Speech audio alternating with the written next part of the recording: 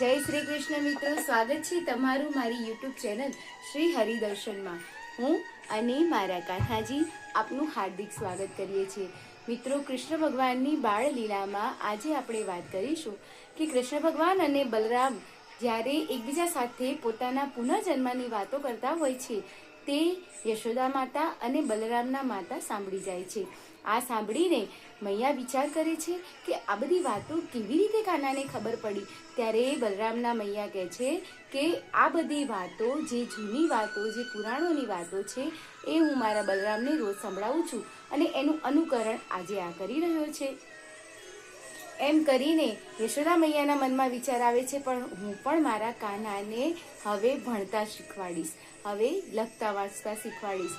એમ કરીને યશોદા માતા નક્કી કરે છે કે મારા કાનાને હું હવે ભણાવીશ।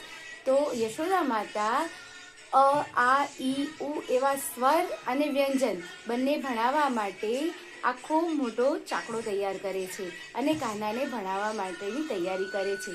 પણ કાનાને તો ગૌપાલક બનવું હોય છે। કાનો મનમાં વિચારે છે કે મૈયા જો મને અત્યારે ભણવામાં બેસાડશે તો હું ગૌપાલક નહીં બની શકું। ત્યારે કૃષ્ણ ભગવાન મનમાં ને મનમાં વિચાર કરે છે કે મારે ગૌપાલક બનવું છે। આ બાજુ યશોદા માતા કાનાને ભણાવવાની પૂરી તૈયારીઓ કરે છે।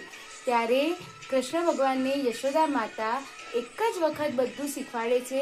ત્યાર પછી કાનો બધું કડકડાટ મોઢે બોલે છે અને પછી કહે છે કે મૈયા, હવે હું ગૌપાલક બની શકું છું, કારણ કે મારો જન્મ જ ગૌપાલક માટે થયો છે। મૈયા વિચાર કરે છે કાનો આવું કેમ બોલે છે।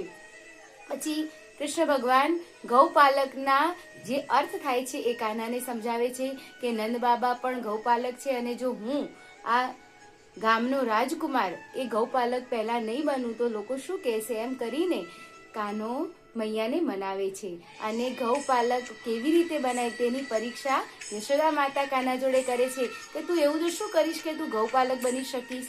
ત્યારે કાનો જે ગાયોને ચારો નાખવાનો હોય છે એ ચારો, એમાં ગોળ, ચારો, પાણી કેટલું ઉમેરવાનું એ બધું કાનાને આવડતું હોય છે અને કાનો આ બતાવીને યશોદા માતાને કહે છે કે મૈયા જો હું હવે ગૌપાલક બની શકું છું ને। આમ કરીને મૈયા આગળ કાનાની જીત થાય છે। તો ફરી નવી બાળ લીલા કૃષ્ણ ભગવાનની એની સાથે આપણે મળીશું। ત્યાં સુધી મને રજા આપશો। જય શ્રી કૃષ્ણ।